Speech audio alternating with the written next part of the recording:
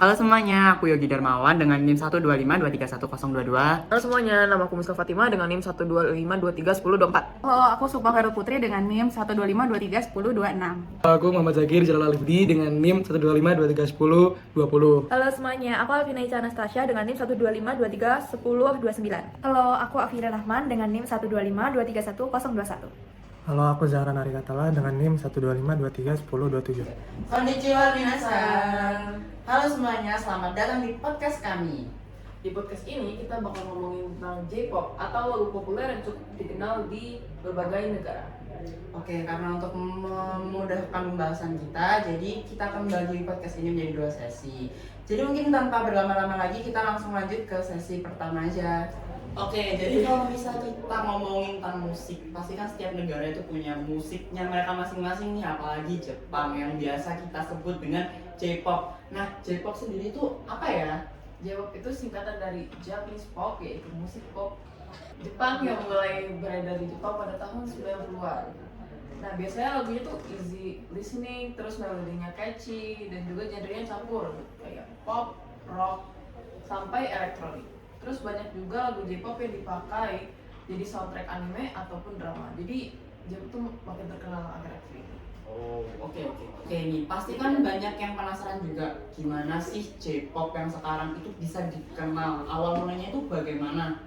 Nah, jadi awalnya J-pop itu berkembang karena pengaruh musik barat setelah Perang Dunia Kedua, kayak jazz dan rock yang masuk melalui siaran radio militer dan film-film Hollywood. Nah, dulu musik J-pop itu disebutnya Kaiyokyoku, kemudian berubah menjadi J-pop seperti yang kita kenal sekarang. Nah, saat itu mulai muncul sistem idol. Jadi para penyanyi itu bukan cuma menjual lagu mereka, tapi juga image. Contohnya itu seperti Seiko Matsuda yang sangat populer di masa itu. Nah, terus nih, gimana ya kok bisa J-pop ini populernya itu bagaimana awalnya?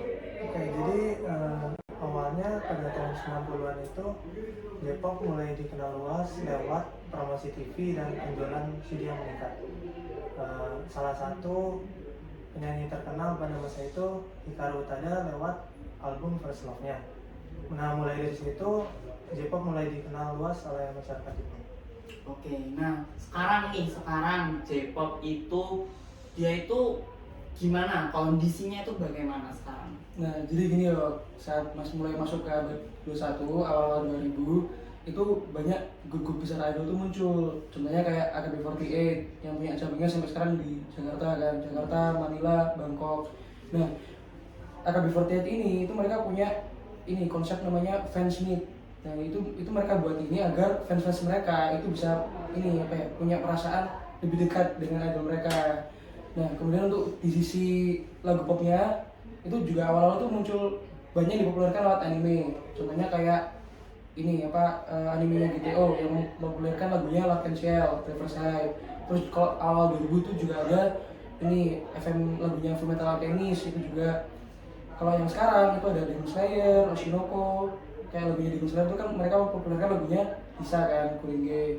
Nah, terus untuk intinya perkembangan internet itu membuat lagu-lagu pop Jepang ini terus makin mendunia gitu, makin bisa didengar oleh orang banyak. Jadi tetap ada pengaruh dari luar juga, terus bagaimana berkembangnya sekarang kita juga tahu ya. Oke, tanpa berlama-lama lagi mungkin kita langsung lanjut ke sesi 2. Nah, sebenarnya apa sih yang bikin industri musik Jepang tetap kuat? Nah, seperti yang udah kita ketahui bahwa industri musik di Jepang itu emang udah salah satu industri terbesar di dunia, bahkan ada tuh berada di peringkat nomor 2 atau ketiga setelah Amerika. Nah, menariknya sebagian besar pendapatan mereka itu berasal dari pasar dalam negerinya sendiri. Nah, walaupun sudah di era digital, penjualan CD di Jepang itu bisa tergolong yang masih cukup tinggi.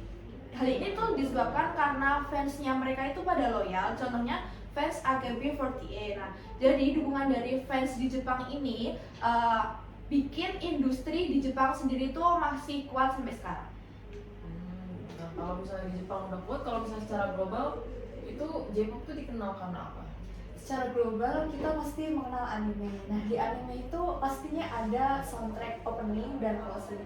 Biasanya tuh benar-benar terkenal. Nah, sekarang juga ada peran Spotify dan YouTube. Kalau di YouTube tuh lebih ke musik videonya. Sedangkan kalau di Spotify itu lebih musiknya aja. Nah, itu benar-benar bikin J-pop makin lebih dikenal. Terus contohnya ada lagu Idol dari Oshinoko, anime Oshinoko di Asobi. Itu juga sampai mengadakan tour internasional yang pastinya itu membuat fandom internasional tuh makin besar seperti itu. Nah kalau misalnya global aja udah besar, tapi ada nggak sih tantangannya? Ada, pasti tantangannya itu ada. Mungkin salah satunya adalah ke bahasa ya. Tapi salah satu fakta yang cukup menarik bagiku adalah pemutaran musik Jepang secara global itu menduduki peringkat 9 secara global. Nah itu menurutku adalah salah satu posisi yang cukup menguntungkan juga untuk musik Jepang ini, karena musik Jepang kan lagi menuju ke puncak gitu loh, sedang naik gitu. Nah tapi kembali lagi itu bisa menjadi tantangan. Nah yang dilakukan oleh musisi-musisi Jepang ini adalah mereka tuh banyak melakukan kolaborasi dengan penyanyi luar Jepang gitu.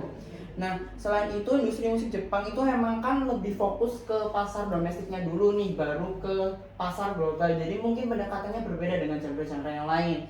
Nah, kemudian J-pop sendiri ini kan menjadi salah satu unsur soft power dari Jepang sendiri untuk menarik wisatawan Jepang. Jadi ya bisa dibilang analoginya kayak dipancing ya, jadi umpan pancingan ya gitu. Nah itu dia, jadi J-pop itu tuh bukan cuma tentang musik populer, tapi juga bagian dari budaya Jepang yang punya pengaruh global. Oke, terima kasih karena sudah mendengarkan podcast kami. Semoga informasi yang ada di podcast ini menambah wawasan teman-teman di luar sana. Oke, mungkin tanpa berlama-lama lagi, sampai jumpa di kesempatan lain.